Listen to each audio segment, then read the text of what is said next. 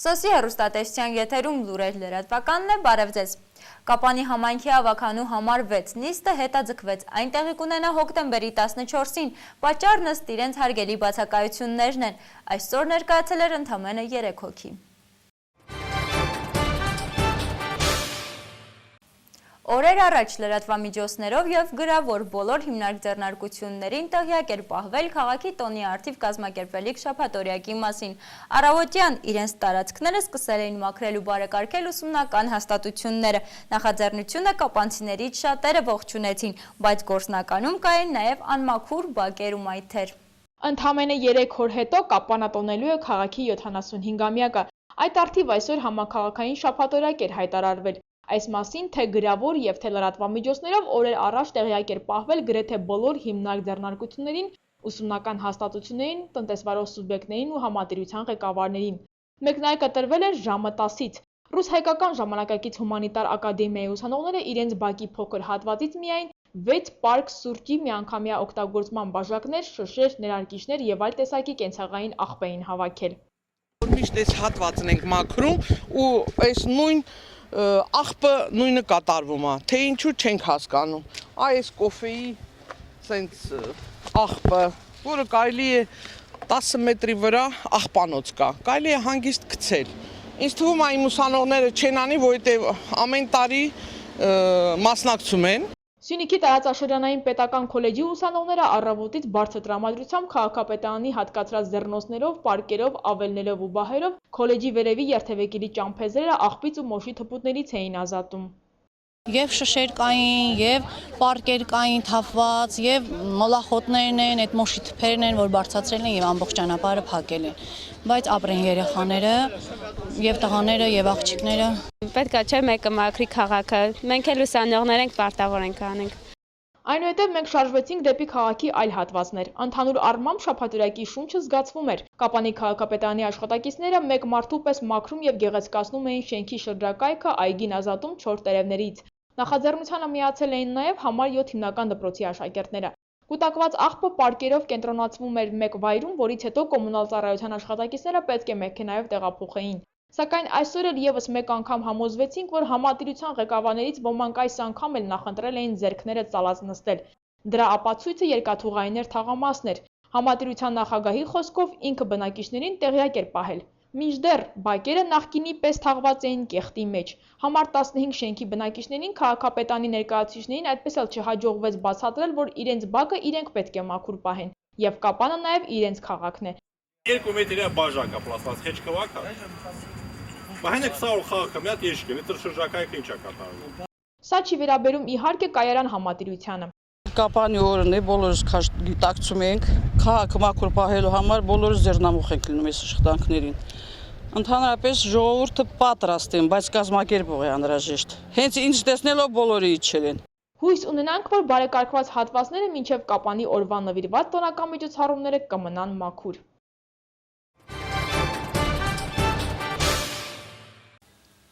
45 գործատուները ավելի քան 250 թափուր աշխատատեղի առաջարկով ներկայացել են աշխատանքի տոնավաճառ։ Զբաղվածության կարգավորման 2013 թվականի պետական ծրագրի շրջանակներում Կապանում անցկացված աշխատանքի տոնավաճառը 11-րդն էր։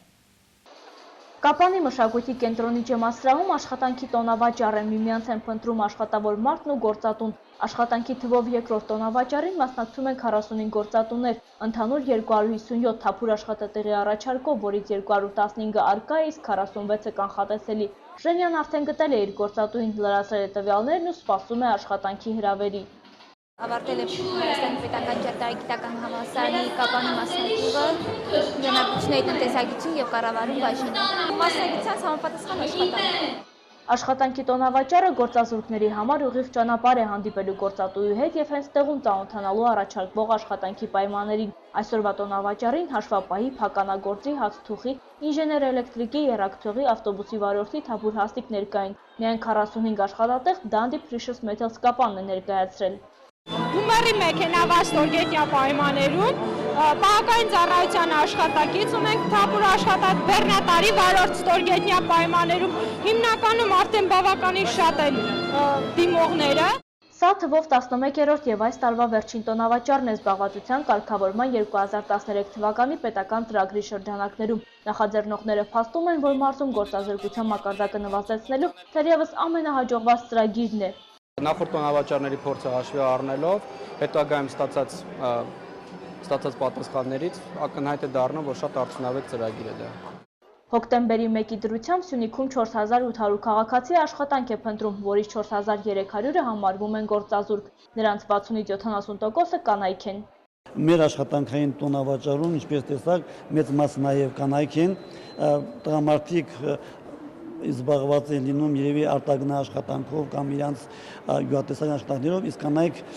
գործազուրկ են։ Զանգեզուրի պղնձամոլիբդենային կոմբինատը, որ այսօր ոչ միայն տարածաշրջանի, այլև հանրապետության մասշտաբով զբաղվածության խնդիր է լուծում, տոնավաճառին թափուր հաստիկներ չէր ներկայացրել, պարզապես ուսումնասիրում էր աշխատաշուկան, արդյունաբերական հսկայի երկարաժամկետ ներդրումային ծրագրերը տնտեսական զարգացմանով զուգահեռ սոցիալական բարեկեցություն են ապահովում ողջ հանրապետությունում։ Շատ են մոտենում մեր սեղանին, մեզ շատ ռեզյումեներ են ներկայացրել, մենք վերցրել ենք ռեզյումեներ, ուսումնասիրենք կադրերի բաժնում երևի, ինչ որ հետաքրքիր առաջարկ եթե լինի, իհարկե կընդունեն անպայման։ Տոնավաճառին հիմնարկ ձեռնարկություններից բացի անհատձեռներեցներ էլ կային։ Հագուստի արտադրությամբ զբաղվող Գայանե Մկրտչյան ընկերությունը 10 թափուր հաստիկ ունի։ Մտադիր է ընդլայնել արտադրության ծավալները եւ ավելացնել աշխատողների թիվը։ Ակնկալիք ունենք, որ գոնե բարձր որակի կարող բանվորներ գտնենք, նաև դիզայներ, մոդելներ։ Սյունիքում գործազրկության մակարդակը հանրապետական միջինից բարձր է, զիջում է միայն Շիրակի եւ Լոռիի մարզերին։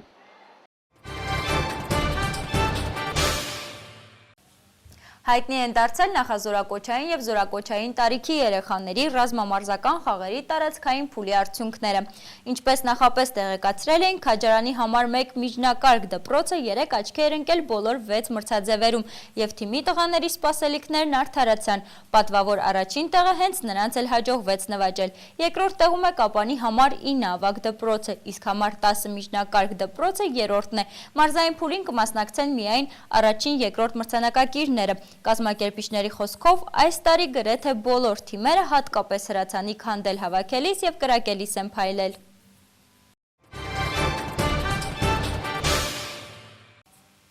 Հոկտեմբերի 11-ին ֆուտբոլի Հայաստանի ազգային հավաքականը հանրապետական մարզադաշտում ընդունել է Բուլղարիայի ընտրանուն։ Ինչ են ակնկալում այս հանդիպումից հայ երկրպագուները, փորձեցինք պարզել մեր համաքաղաքացիներից։ Հայաստան, Հայաստան, հաղթանակ։ Այսօր ազգային հավաքականը բուլղարացիների դեմ խաղալու է 12 հոգով, հայ երկրպագուները պատրաստ են 90 րոպե պայքարել հակառակորդի դեմ։ Շատ սկզբունքային եւ անչափ կարևոր խաղ է լինելու մեր ընտրանու համար։ Մինչ հանդիպման մեկնարկը փորձեցին կապանցիներից լսել խաղի մասին իրենց կանխատեսումները։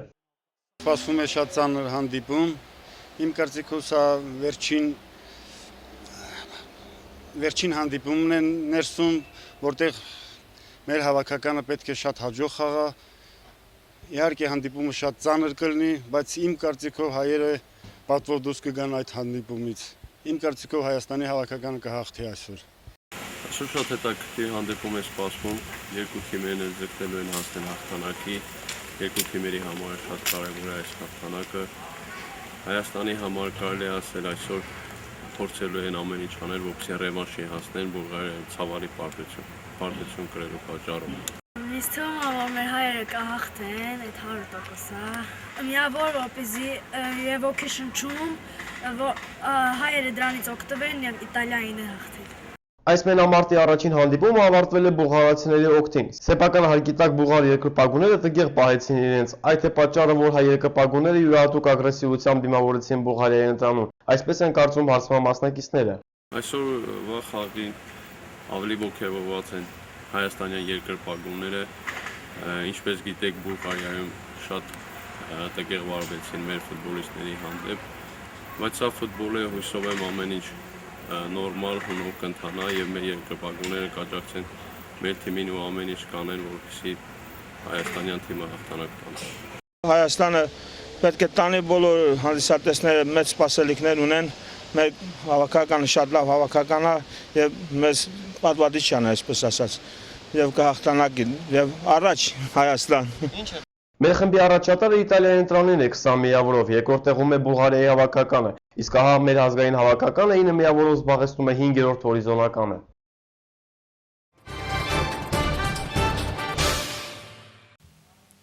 Խաղաղության Նոբելյան մրցանակն այս տարի հանձնվել է քիմիական զենքի արգելման կազմակերպությանը։ Փարիզում ծաղիկներ են դնում ֆրանսիական երգիթագուհու Էդիթ Պիաֆի գերեզմանին։ Թողարկումը շարունակում ենք միջազգային լուրերով։ Այս տարի խաղաղության Նոբելյան մրցանակի դափնեկիր դարձավ քիմիական զենքի արգելման կազմակերպությունը, այդ մասին Օսլոյում հայտարարել է նորվեգական Նոբելյան հանձնաժողովի նախագահը։ Ամենահեղինակավոր միջազգային պարգևը հանձնվել է կազմակերպությանը խաղաղության պահպանման գործում ներդրած ջանքերի համար։ Խոսքը մասնավորապես սիրիական հակամարտության կարգավորման գործում նրա ունեցած դերի մասին է։ Հանձնաժողովի նախագահը հայտարարել է, որ հոկտեմբերի 14-ին Սիրիան պետք է ընդունի քիմիական զենքի արգելման համաձայնագիր։ Հաստատված պլանի համաձայն քիմիական զենքի արտադրության սարքավորումները նախատեսվում է ոչնչացնել 2013-ի նոյեմբերի սկզբին, իսկ քիմիական զենքի զինանոցները 2014-ի առաջին կեսում։ Խաղաղության Նոբելյան մրցանակի գումարը կազմում է $1,200,000։ Պարգևի պաշտոնական հանձնման արարողությունը տեղի կունենա դեկտեմբերի 10-ին Օսլոյում։ Ֆրանսիան հիշում է Էդիթ Պիաֆին, մեծ երգչուհուն եւ արտասովոր ճակատագրով կնոջը։ Ֆրանսիական երգի թագուհու գերեզմանին Փարիզում Պեր-Լաշեզում նրա տաղանդի երկրպագունները, բարեկամները եւ հարազատները բերում են ճերմակ վարդեր։ Ճակատագիրը ընդամենը 47 տարի էր բաժին հանել Պիաֆին։ Նա հեռացավ 63 թվականի հոկտեմբերին։ Փարիզի նրա հարազատ թաղամասում եկեղեցում մատուցվել է պատարագ։ Իր ամբողջ կյանքում Պիաֆը պայքարում էր թմրամիջոցներից կախվածության եւ ալկոհոլի դեմ, փորձում էր հաղթահարել դեպրեսիան, մերձավորների կորուստները։ Վերջին անգամ երգչուհին ելույթ է ունեցել մահից մի քանի ամիս առաջ։ Ես չեմ ափսոսում ոչնչի համար, ասվում է նրա ամենահայտնի երգում։